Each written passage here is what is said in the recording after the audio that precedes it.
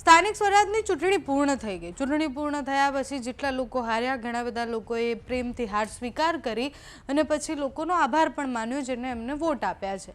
પણ અમુક જગ્યાએ હારનો સ્વીકાર નથી થયો, એટલે કાર્યકર્તાઓ જેમણે મહેનત કરી છે એ તો હવે એ સ્તર પર આવી ગયા છે કે અમારા નેતા હાર્યા એટલે અમે તમને કોઈ સુવિધા નહીં પહોંચવા દઈએ। વાત હું ક્યાંની કરી રહી છું તો શરૂઆતમાં તમે જે વિડીયો જોયો એ ઝાલોદના કદવાલ ગામનો વિડીયો છે કે જેમાં ચૂંટણીના પરિણામ બાદ એક વિવાદની શરૂઆત થઈ છે।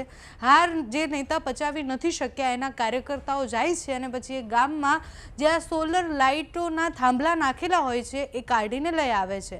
કદવાલ 2 બેઠક પર સુમિત્રાબેન વસોયાની હાર થતાં સમર્થકોમાં રોષ જોવા મળ્યો। એના પછી જે સ્ટ્રીટ લાઇટ છે એ સ્ટ્રીટ લાઇટ ત્યાંથી ઉખાડીને લઈ જાય છે અને અમારા નેતા ન જીતે એટલે તમારા સુધી સુવિધા નહીં પહોંચવા દઈએ એમ કરીને કાર્યકર્તાઓ આ બધું જ કરી રહ્યા છે। કાર્યકર્તાઓ જ્યારે આ કરે છે ત્યારે ભાજપના નેતાને પૂછવામાં આવે છે તો ભાજપના નેતા એવું કહે છે કે કાર્યકર્તાઓને ગુસ્સો આવ્યો હશે, ખોટું લાગ્યું હશે એટલા માટે આવું કરી રહ્યા છે, મને આની કોઈ જાણ નથી। અને ત્યાં જે સ્થાનિક લોકો છે એવું કહી રહ્યા છે કે અમે તો ભારતીય જનતા પાર્ટીને મત આપ્યા હતા તો પણ એ બેન ન જીત્યા તો પછી અમારો શું વાંક છે, અમે કેમ અંધારપટમાં રહીએ। આ માત્ર એક ગામની સમસ્યા નથી, બહુ બધી જગ્યાએ આવું થઈ રહ્યું છે। ઘણી બધી જગ્યાએ એવું કહેવામાં આવી રહ્યું છે કે અમને મત નથી આપ્યા તો અમે તમારા સુધી પાણી નહીં પહોંચવા દઈએ, અમને મત નથી આપ્યા તો અમે તમારા સુધી આ નહીં થવા દઈએ। ચૂંટણી પહેલાં પણ આવી ધમકીઓ આપવામાં આવી હતી જેમાં નેતાઓ એવું કહી રહ્યા હતા કે જો અમે નહીં જીતીએ તો તમારા સુધી આ સુવિધા નહીં પહોંચવા દઈએ, તે સુવિધા નહીં પહોંચવા દઈએ। આ બધું જ જ્યારે થઈ રહ્યું છે ત્યારે એવું દેખાઈ રહ્યું છે કે આમાં તો લોકશાહીના લીરે લીરા ઉડી રહ્યા છે, કારણ કે જનતાનો જે જનાદેશ છે એ બધાએ માનવો પડે। એ પછી કોઈ પણ મોટા ગજાના નેતા હોય કે પછી નાનામાં નાના નેતા હોય, જનતાનો જે આદેશ છે, જનતાએ જેને પસંદ કર્યા છે એને તમારે સ્વીકાર કરવું જ પડે। પોતાનામાં ક્યાં સુધાર થઈ શકે, સુધાર કરવો જોઈએ, પણ અત્યારે ભારતીય જનતા પાર્ટીના નેતા એટલી સામાન્ય રીતના હાર નથી સ્વીકારી રહ્યા અને કાર્યકર્તાઓ આ કરવા પર આવ્યા છે।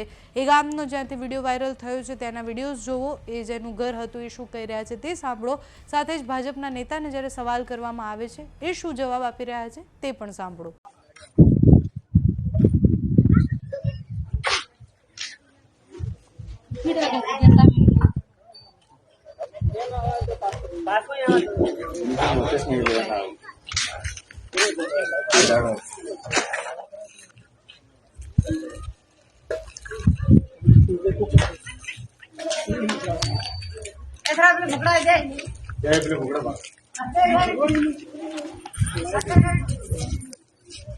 અમે શાસક પક્ષ ભાજપમાંથી 2.5 વર્ષ તાલુકા પ્રમુખ તરીકે મારે ઘરેથી કાર્યકાળ સંભાળ્યો હતો અને હમણાં તાલુકા પંચાયત સીટમાં મારા ઘરેથી તાલુકા સીટ લડ્યા હતા।